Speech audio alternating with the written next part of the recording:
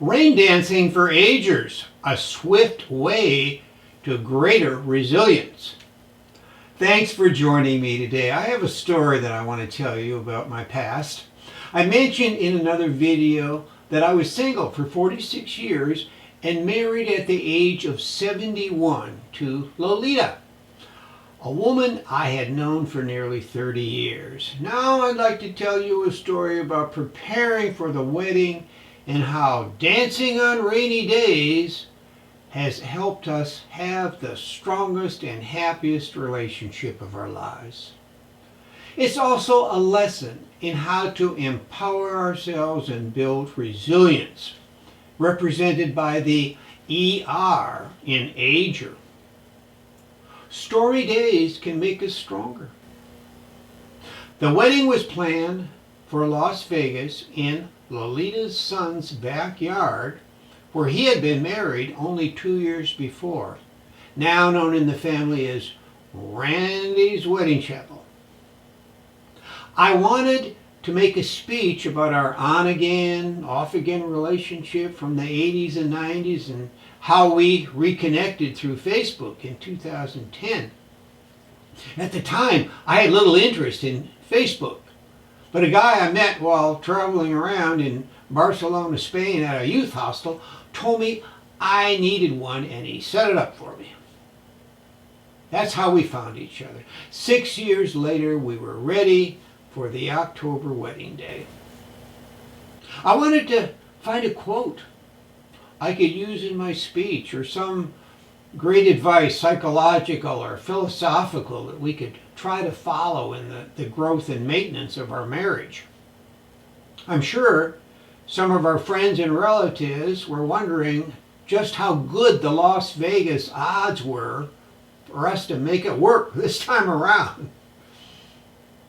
One day, I stopped at the local convenience store near my house for gas in Flagstaff, Arizona. Silver Saddle on 89 towards the Grand Canyon, if anyone's familiar with the area.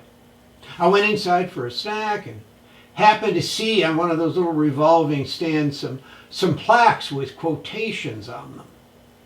Some were humorous and some serious. One caught my eye. Here it is, and this is what it says. Life is not about waiting for the storm to pass. It's about learning to dance in the rain. I decided to use it in my speech at the wedding to make a point about learning to make a relationship work, something that we'd not been able to do in the past. I was curious about the origin. Looked on the back, and all it had was some company in Ohio called Love and Laughter. No author.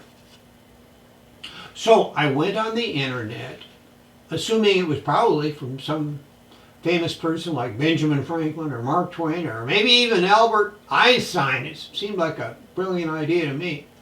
No such luck. Eventually, I traced it to, surprisingly, Taylor Swift. This was in 2016, not quite the star she is today. I've never heard any of her music or even been tempted to listen. Despite the lack of literary connection I was hoping for, the message was so strong and meaningful, I decided to use it in my wedding speech. We've got a CD of the wedding. I don't know if I can give you a little clip of that portion or not. Maybe I can find a picture of the wedding at least to put on the channel. This plaque was hanging in our motorhome that we used for several years to travel around, and now I have it in my clothes closet, which I see as I pull out my customary polo shirts whenever I tape a video. I think it has relevance to creating a positive AGER lifestyle, which is my reason for telling you this story. When we're younger, we always think that life will be so much better when we get to a certain point. Sometimes it's retirement. That was Certainly is the case for me. And then when we get there, we find it's not the heavenly and problem-free period of our lives we'd expected. The reality of aging soon catches up to our fantasies. Issues relating to health, money, relationship losses, or others can hit us pretty hard. We soon realize that life is a challenge and will always be one. Waiting for a sunny day is not going to make everything all right. It's best to learn to accept the clouds and rain and do the best we can.